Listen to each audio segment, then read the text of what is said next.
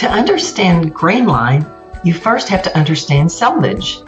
And selvage is just the self-finished edge of the fabric, the edge that doesn't ravel or fray.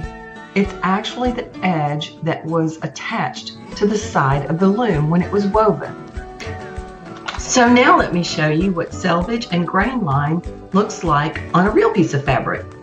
On a real piece of fabric, you'll find an edge that's either completely finished, or as in this example, you'll see a little bit of a fringe, but also have the finished unraveling edge just above that. Sometimes it looks a little different. Sometimes it has a wider band, like this one that has the white, but they're both selvage. Not all selvages look exactly the same, so I want to show you another selvage. This one's a smooth edge selvage. It's still got that edge that doesn't ravel, so it doesn't pull threads off. The other kind doesn't pull threads off or ravel either, even though it has a fringe. But they just look different. One is smooth and one has a bit of a fringe to it. Now let's talk about the Grainline on this fabric. In the earlier slide, we talked about how the Grainline is parallel with the selvage. So I'm going to draw a line here that indicates where the Grainline is. So this would be considered on grain. The other thing that we talked about in the previous slide is the cross grain, which is perpendicular to the selvage. So we're going to mark this line our cross grain. The perpendicular line is the cross grain. The next thing I want to talk about is the bias. A ruler like this will be really helpful. The lines on the ruler have 45-degree angles that you can line up with the selvage like I'm doing here.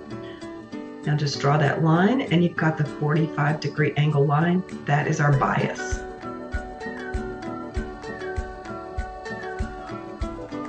All right, so there's the three different types of lines that we're talking about today. But why do we care about these? So I want to talk just a little bit about that. When you look at this grain line and you pull on the grain, you'll notice it really doesn't have any stretch.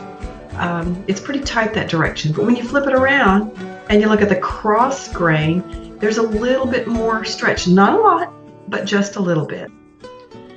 But now when we turn and we pull on the bias, now we see a lot more stretch. That's why we care about these grain lines. If you cut a garment on the bias that's intended to be cut on the grain, it's going to twist and stretch in areas you hadn't intended.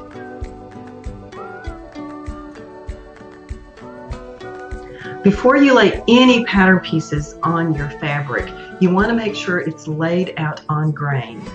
What I'm doing here is I am tearing strips across the cross grain to make sure that it's on grain on that cut edge.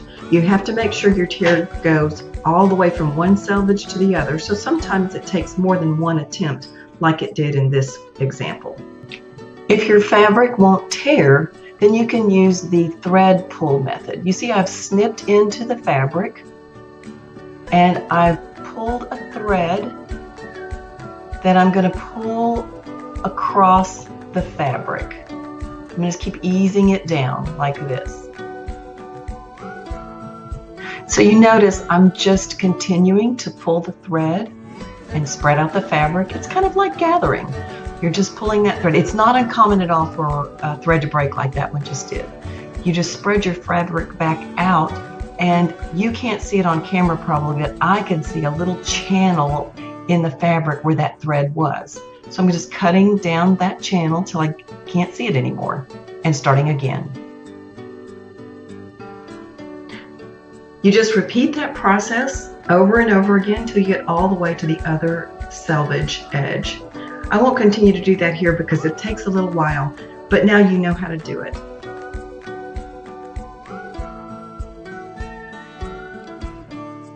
Now that you've trued up that cut edge on the cross grain and got it aligned, it's time to lay your fabric out. Don't skip this step, don't skimp on it. You really want to align the cut edge and align the selvage edge and smooth the fabric out nice and smooth. You're looking for, can you get a nice smooth edge on the fold that doesn't have any little ripples or pulls or pleat looking things in it. In this example, the fold looks beautiful. There's no ripples or anything, so we don't need to do anything. But if it weren't, you could pop it into alignment by grabbing diagonally and pulling with a pop. And it usually will put it back into grain. So now we're on grain, we're ready to put this pattern piece on the fabric. There's our grain line marking on our pattern piece. We're going to want to lay that on properly. So we lay it on in alignment parallel to the grain line. I'm measuring from one end of that grain line on the pattern to the selvage edge. In this case, it's 3 inches. So I'm going to put a pin there so it doesn't shift on me. I'm going to go down to the other end and I'm going to make sure that it is at 3 inches also and put a pin there. Once I've done that, I've got my pattern on the fabric on the grain line.